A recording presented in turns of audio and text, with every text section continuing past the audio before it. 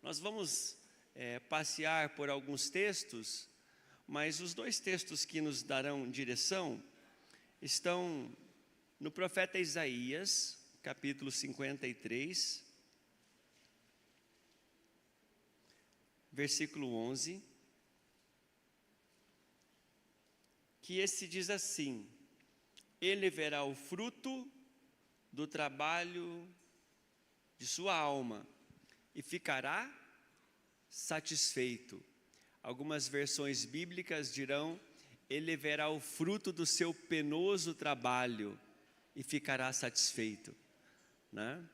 Glória a Deus por esta palavra, é uma palavra profética, é o capítulo que fala sobre o servo sofredor e que mostra Jesus num tempo bem antes da vinda dele, mas falando como ele viria, como ele revelaria Deus ao mundo.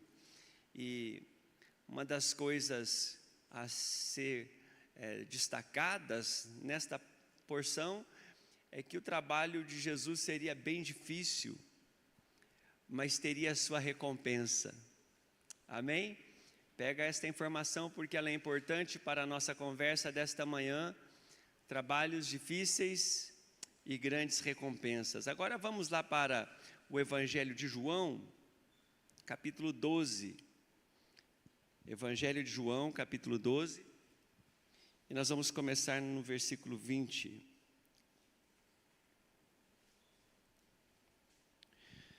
A palavra de Deus diz assim: ora, entre os que foram para adorar durante a festa, havia alguns gregos. Estes se dirigiram a Filipe, que era de Betsaida da Galiléia, e lhe pediram: Senhor, queremos ver Jesus. Filipe aqui ficou grande, né? Chamaram ele de Senhor, Senhor Filipe. Filipe foi dizê-lo a André, e André e Filipe comunicaram a Jesus. Olha o processo aqui desta equipe, né? Então Jesus se dirigiu a eles, a André e a Filipe, dizendo: é chegada a hora de ser glorificado o Filho do Homem. Em verdade lhes digo, se o grão de trigo caindo na terra não morrer, fica ele só, mas se morrer, produz muito fruto. Quem ama a sua vida, perde-a, mas aquele que odeia a sua vida neste mundo irá preservá-la para a vida eterna. Se alguém me serve, siga-me, e onde eu estou, ali também estará o meu servo. E se alguém me servir, o Pai o honrará. Amém. Amém. Que o Senhor nos abençoe então nesta reflexão, onde vamos conversar um pouco sobre o sacrifício de Jesus. E igreja, compreender o sacrifício de Jesus é fundamental para aquele que quer viver a vontade de Deus. Eu vou repetir. Compreender o sacrifício de Jesus, o tanto quanto pudermos, é fundamental para todo aquele que deseja viver a vida de Deus, a vontade de Deus, a palavra de Deus. Foi por meio deste sacrifício que nós fomos resgatados, fomos reconciliados com o Criador. Foi esse sacrifício que consertou a ruptura da relação de criatura e Criador. Agora, o sacrifício de Cristo, ele nunca será profundamente ou bem compreendido, a não ser pelas lentes do amor. Porque sacrifício é coisa de quem ama. Sacrifício é coisa assim de quem deseja o bem do outro. E quando Jesus olha para a criação e percebe a criação nisso que a criação virou depois da separação, ele se envolve conosco em compaixão. Sabe quando você vê uma situação difícil e o teu coração assim fica apertado, e mais apertado ainda quando você se vê assim inoperante, incapaz de mudar aquela situação de quem está à sua frente, à sua volta? Isso é parte da natureza divina compartilhada contigo. Porque o nosso Deus é um Deus que se envolve com aqueles que Ele ama. Jesus, ao olhar para a nossa limitação, para as nossas misérias, Ele compadeceu-se. Você vai perceber isso de maneira um pouco mais literal e fácil de compreender quando Ele está no ministério encarnado, e Ele chega perto de alguém doente, de alguém endemoniado, ou da multidão perdida. E os evangelistas, eles são caprichosos, detalhistas, ungidos, ao relatar dizendo: e Jesus, movido de compaixão, daí Ele vai fazer alguma coisa. Compaixão. Compaixão. Há muito tempo atrás eu li uma historinha, essa historinha tem um título, e o título chama Amigo Não Tem Defeito.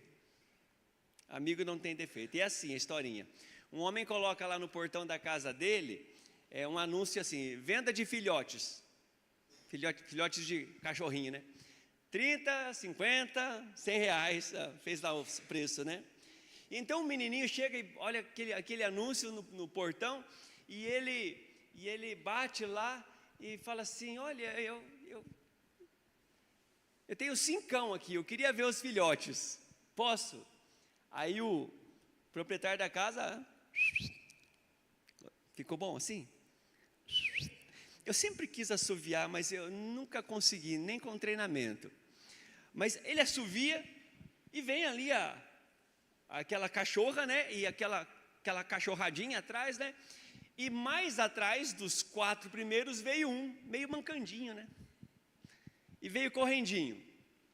E daí o gurizinho já olhou assim e falou assim: o que tem aquele? Falou assim: aquele nasceu assim com um probleminha na perna, ele vai mancar assim a vida inteira. Daí ele falou assim: eu quero aquele. E o dono da ninhada disse assim: não, você não vai querer esse. Esse tem um limite, ele não vai conseguir te acompanhar nas brincadeiras, não vai conseguir correr com você. Argumentação normal dele. E aí o piazinho levanta a perna de uma das pernas da calça. Uma das pernas da calça. E aquela perninha também com características peculiares e uma ferragem ali, mantendo ele em pé. E ele disse assim: eu acho que ele é o cachorro perfeito para mim. Perfeito para mim. O dono da ninhada disse assim: não, esse aí, se você quer esse, pode levar. Ele falou assim: não, eu quero pagar. Vou te dar 5 hoje. E cada vez que eu juntar mais 5 reais, eu vou te trazer até pagar ele do mesmo preço dos outros. Historinha infantil, linda, né? Que nos traz a inspiração de quando Jesus olha para nós, o amor dele é um amor que se identifica. Você se lembra quando da criação, a narrativa da criação mostra que Jesus, o Pai e o Espírito Santo nos criaram, eles nos criaram conforme a sua imagem e semelhança. Então, quando Jesus olha para a criação, ele tem aquele amor que se identifica. Por isso, este amor incompreensível de Deus, inexplicável de Deus em nos querer por perto dele, em nos querer para sempre com ele. Nas palavras de Jesus em João 14, não se turbe o vosso coração, creiam em Deus, creiam também em mim. Na casa de meu pai há muitas moradas, e se não fosse assim eu teria dito a vocês, pois eu vou preparar-vos lugar, para que onde eu esteja, vocês estejam também. Eu quero vocês perto de mim.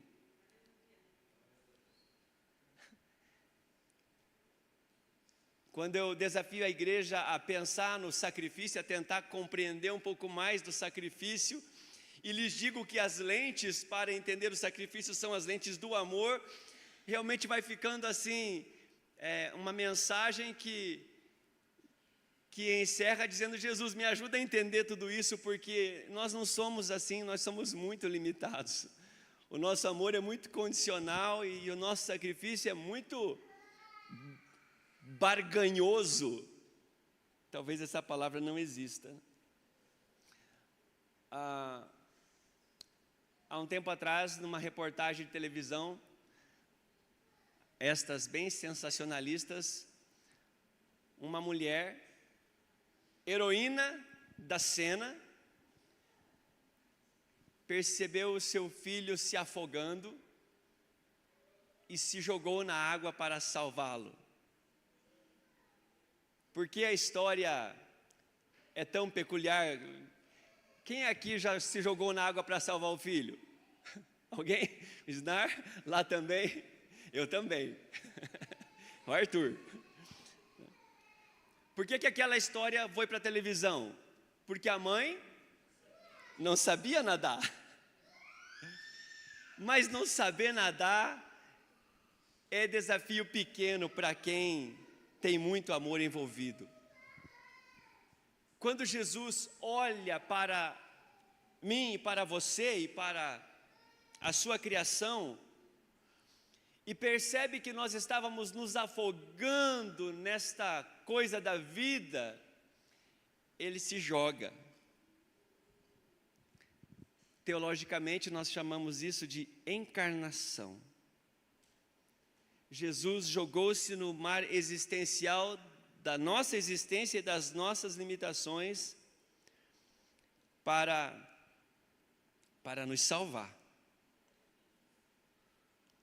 Quando eu falo de sacrifício, não é um assunto tão difícil do plano assim, da lógica, da inteligência. Quando alguém fala assim: você sacrifica agora e desfruta depois. Amém? É uma coisa natural, né? Você economizar dinheiro agora e desfrutar mais tarde. É mais inteligente do que o parcelamento. Às vezes é necessário o parcelamento. Fazer a sua reserva para que o seu filho estude. Sacrifício, recompensa. É uma coisa muito semelhante ao princípio, à lei da semeadura. Mas o sacrifício de Cristo, ele vai muito além. Porque ele nos amou incondicionalmente. E na narrativa de João capítulo 13, 1, nos amou até o fim. Amém? Não desistiu, nos amou até o fim. Portanto, igreja,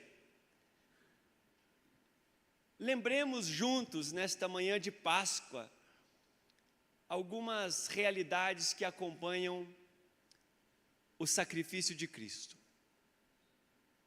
Primeira realidade que quero lhes destacar: o sacrifício de Cristo foi pleno. Amém? Uma vez por todas. Eu preciso da ajuda de um texto bíblico para comentar esta declaração. Vamos para Hebreus, capítulo 10. Livro dos Hebreus, capítulo 10. um capítulo bastante dedicado ao tema do sacrifício. A Bíblia diz assim, começando no versículo 1: Ora, visto que a lei é apenas uma sombra de bens vindouros e não a imagem real das coisas, nunca consegue aperfeiçoar aqueles que se aproximam de Deus com os mesmos sacrifícios que ano após ano, continuamente eles oferecem. Se isto é possível, será que os sacrifícios não teriam deixado de ser oferecidos? Porque os que prestam culto, tendo sido purificados uma vez por todas, não mais teriam consciência de pecados. Entretanto, nestes sacrifícios ocorre a recordação dos pecados todos os anos, porque é impossível que o sangue de touros e bodes remova pecados. Deixe-me colocar o que não está no texto. É impossível que o sangue de animais, é impossível que autoflagelação, é impossível que contribuição financeira, é impossível que ajuda aos pobres, é impossível que peregrinação de joelhos para qualquer lugar que seja, subir escada ou descer escada, é impossível que essas coisas todas removam pecados. Amém, igreja? Claro isso para nós, né? Que bom. É impossível que o seu ser bonzinho, nunca ter matado, nunca ter roubado e não ter caído na vida da jogatina, é impossível que isso remova pecado. É impossível que o seu congregar domingo após domingo remova pecado. É impossível que o sangue de touros e bodes remova pecados. Versículo 10, pula lá. Nessa vontade é que temos sido santificados mediante a oferta do corpo de Jesus Cristo, uma vez. Quem pode completar a frase comigo? Pode colar, viu? Uma vez por todas, porque o sacrifício de Cristo foi pleno. Morreu por nós quando ainda éramos pecadores. E aquele que está em Cristo, 2 Coríntios 5,17, é nova criatura, as coisas velhas passaram, eis que tudo se fez novo. O sacrifício de Cristo foi pleno, suficiente. Não lance mão de nenhum outro argumento para trilhar o seu processo de reconciliação e de comunhão com o Criador. Segundo destaque a respeito do sacrifício. O sacrifício de Cristo nos livra da culpa. Amém? Essa é uma grande notícia para aquele que está meio desinformado, desatualizado ou ignorante das verdades bíblicas. O sacrifício de Cristo nos livra da culpa. Por consequência, nos torna livres de toda acusação de Satanás. Quando Satanás vier acusar você de qualquer coisa que seja, confronte, enfrente. Eu sei que algumas pessoas vão chamar o pastor nessa hora, né? Porque esse negócio de confrontar Satanás é uma coisa meio que assustadora para alguns, mas você não pode aceitar a acusação de Satanás contra a tua vida. E você só vai conseguir ter esta postura adulta, gigante, forte, se você tiver clareza de que a tua vida está escondida em Cristo Jesus, no seu sacrifício lá na cruz do Calvário. Romanos 8:1. Não há mais condenação para aqueles que estão em Cristo Jesus. No capítulo 5, 3 capítulos anteriormente, no versículo 1 também, está dizendo assim: agora que nós estamos reconciliados com Deus por meio de Cristo, nós temos paz com Deus. Aleluia, aleluia. Como as histórias são mais assim, palpáveis, especialmente para a memorização do que os conceitos, que os estudos, eu trago a vocês a lembrança de João 8, a história da mulher flagrada em adultério. Alguém que estava ali literalmente culpada e sendo acusada, e ela encontra-se com Jesus. E quando ela sai daquele encontro com Jesus, Jesus pergunta: mulher, onde estão os teus acusadores? Literalmente lá na Bíblia que eu estava estudando, fala assim: mulher, onde estão eles? Onde estão eles? Ninguém te condenou? Ela disse: não, Senhor. Expandindo um pouquinho esse parênteses desta história, você sabe que naquele grupo alvoroçado ali tinha alguém que poderia tirar a primeira pedra, não sabe? Quem que poderia tirar a primeira pedra? Aquele que não tinha pecado. O próprio Jesus poderia ter iniciado o apedrejamento, mas ele, enfaticamente, cheio de compaixão, cumprindo o propósito da sua encarnação, ele declara: eu também não te condeno, vá e não peques mais. Em Cristo Jesus, nós somos livres da culpa e, por consequência, da acusação. Irmãos e irmãs, desta maneira, não precisamos oferecer mais sacrifício algum? Não, se você está pensando em redenção e reconciliação. Graças ao tópico número 1. Qual é o tópico número 1? O sacrifício de Cristo foi pleno. Mas se você está pensando na vida cristã, veja comigo o que está em Romanos capítulo 12. Rogo-vos, irmãos, irmãs, que apresenteis os vossos corpos como sacrifício vivo, santo e agradável a Deus, que é o vosso culto racional. Há um aspecto da nossa vida com Deus que demanda sacrifícios. De novo, talvez repetir não seja um desperdício na nossa celebração. Não é sacrifício para ser perdoado. Deveríamos, ou talvez devamos, riscar das nossas palavras e dos nossos jargões a expressão: estou pagando os meus pecados. Eu sei que a maioria dos cristãos experientes, quando falam isso, falam por brincadeira. Mas talvez nem por brincadeira essa expressão devesse sair dos nossos lábios, porque ela estraga a compreensão das pessoas. Estou pagando os meus pecados. E às vezes falamos isso por tão pouco, né? Por tão nada, né? Talvez devamos riscar do nosso vocabulário, porque não dá para comparar com o que Cristo fez por nós. O sacrifício pleno, o sacrifício que nos livra da culpa, o sacrifício que nos livra de toda acusação. Mas na vida cristã nós faremos, e temos feito sacrifícios. Os infantes,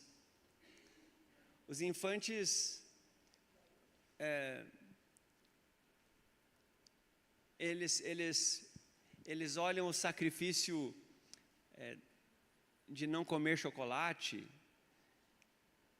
ou de comer couve, ou de ir para a cama cedo, ou de reduzir o horário de videogame e celular. Os infantes percebem isso como um sacrifício pesado. Verdade ou não? Como são os teus filhos, teus netos? Ai, que sacrifício que é, né? Desligar o celular. Para o adulto, maduro, inteligente, ele sabe que é até pesado demais chamar isso de sacrifício, porque é coisa pouca, né? Na fé cristã, algumas pessoas olham a oração, o jejum e o ofertar, ou até o vir na igreja como um sacrifício. Mas fique tranquilo e permaneça firme, porque a maturidade está vindo. Amém? Logo, logo você vai perceber que estas coisas todas são atitudes sábias, inteligentes, de gente que quer se manter saudável na presença do Senhor. Gestos de sabedoria e de semeadura na vida espiritual. Meus irmãos, olhemos para a oração sacerdotal em João 17, quando o próprio Jesus disse: por amor aos pequeninos, eu me santifico. Aleluia. Sacrifício vivo, santo e agradável é o nosso culto. São as nossas expressões de cultivo da espiritualidade, das disciplinas espirituais. Igreja, conscientes de que o sacrifício de Cristo é pleno, único, suficiente, conscientes de que somos livres e não precisamos e não devemos aceitar acusação alguma, e de que na jornada da fé nós também semearemos, tenhamos esperança e alegria nas coisas que hoje são difíceis, nas coisas que hoje exigem de nós empenho, abstenções, tenhamos alegria. É o apóstolo Paulo, né, que nos ajuda nisso, falando assim, não somente isso, nos alegramos nas tribulações. É gente madura que fala isso, porque as tribulações produzem um monte de coisa até chegar na esperança que não traz confusão. Lembremos do nosso Senhor. O nosso Senhor, que quando visitado pelos gregos, tendo o primeiro porta-voz Filipe, depois André, dizendo: Senhor, os gregos estão aí querendo falar contigo, e o Senhor vai atender eles? E Jesus disse: não vou atendê-los, porque é chegada a hora. Pense comigo, igreja, o quão profundo pode ser esta expressão de Jesus, esta experiência de Jesus com os discípulos, que aconteceu assim, num corredor. Quem caminha comigo há mais tempo sabe que eu tenho dificuldade de atender pessoas no corredor, e que muitas vezes pessoas fizeram perguntas para mim aqui, ali, lá, e eu falei assim: querido, fala com a Valéria e marca uma agenda, vamos conversar com isso num lugar mais calmo. Eu falo isso bastante, até por causa de um probleminha assim que eu tenho, acho que é mais do que o pastor Isnar é mais compenetrado assim, mas eu tenho dificuldade de ficar aqui se tem alguém falando aqui. Né? Lugar de muito barulho, eu tenho pouca concentração, não estudo ouvindo música. Jesus naquele corredor, chega Filipe, chega André, e fala: Senhor, os gregos querem falar contigo. E Jesus disse: é chegada a hora. É chegada a hora. Não vou falar com eles, não. E talvez, igreja, talvez aqueles gregos em comitiva tivessem vindo a Jesus, e pensadores e sedentos de sabedoria, o berço da filosofia, talvez eles estivessem olhando para aquele mestre maravilhoso, divino, inspirador, e estivessem olhando para ele e falando assim: meu Deus do céu, não tem saída para esse homem. Se ele ficar aqui em Jerusalém, com o que nós temos ouvido dele e o que nós temos ouvido da galera, vão matar ele.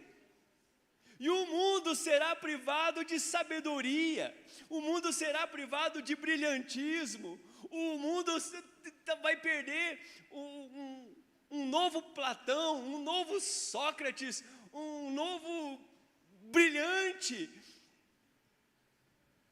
Vamos falar com Jesus.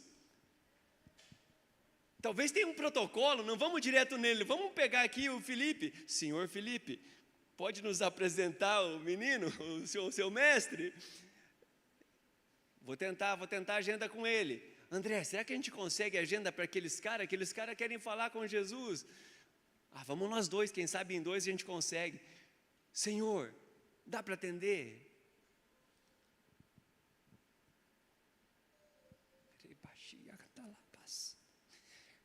Se o grão de trigo não cair e não morrer, ele fica sozinho.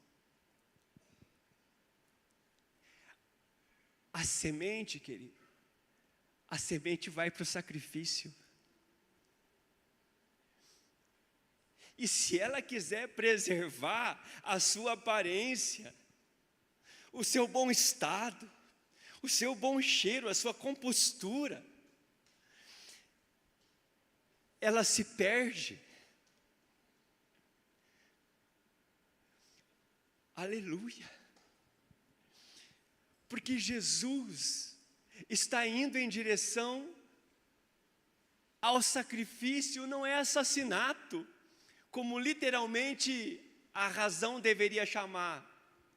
Não é sequer martírio, é sacrifício. É sacrifício porque em caindo na terra o corpo se desfaz. E 3 dias depois é Páscoa, é um corpo glorificado. E ele não é mais sozinho, ele compartilha comigo e contigo desta natureza divina. A natureza que povoou o céu. A natureza que recebe a compaixão e estende a compaixão. Levanta um povo que quando é chamado ao sacrifício, ele fala assim: mas é claro que eu vou, porque o meu sacrifício do trabalho, o meu sacrifício do jejum, o meu sacrifício da grana, é nada, é poeira, é barulho perto do sacrifício do meu Cristo. E quando alguém tentou poupar ele do sacrifício, ele disse: não, chegou a hora, pessoal. Chegou a hora do Filho do Homem ser glorificado, e vai ser assim: o grão de trigo, a semente de trigo vai para a terra, e porque ela vai para a terra, não fica sozinha. O apóstolo Paulo, lá em Coríntios 15, é interrogado a respeito disso. Paulo, como é que é esse negócio? O corpo morre e como é que fica? E se ele morrer carbonizado, como é que vai ser no céu? Ele fala assim: tolos, olha a semente, olhem a semente. Ela se desfaz, ela se desintegra, desaparece. Literalmente deixa de existir do jeito que era. E as pessoas que estão olhando para aquela semente desfigurada vão dizer assim: que flor mais linda, que árvore frondosa, que coisa maravilhosa. A natureza mantendo o seu DNA e multiplicando a vida. Eu quero chamar o Ministério de Louvor para a gente cantar uma oração. E enquanto eles vêm, eu repito os conceitos que nós caminhamos por meio deles nesta manhã. O sacrifício de Cristo foi pleno. Amém? Não coloque mais nada para ajudar Jesus. O sacrifício de Cristo nos livrou da culpa. O sacrifício de Cristo nos convida a sacrifícios também. Não fuja deles. Não tenha medo. Não ache que você está perdendo. Perceba um pouquinho daquilo que o profeta viu 400 anos antes de Belém, antes da estrebaria, antes da encarnação. Vai ser difícil, mas ele verá o fruto do seu penoso trabalho e ficará satisfeito.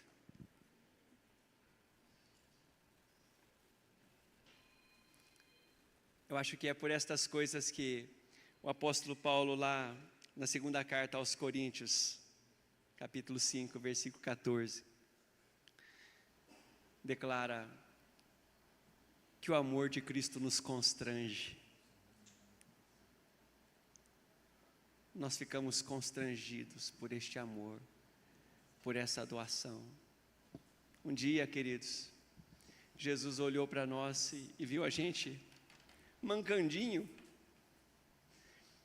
e ninguém queria saber de nada de nós, especialmente Satanás era nos destruir, e Jesus nos amou, e essa é a nossa Páscoa, sacrifício vivo, santo, verdadeiro, nos chamando para uma vida nova.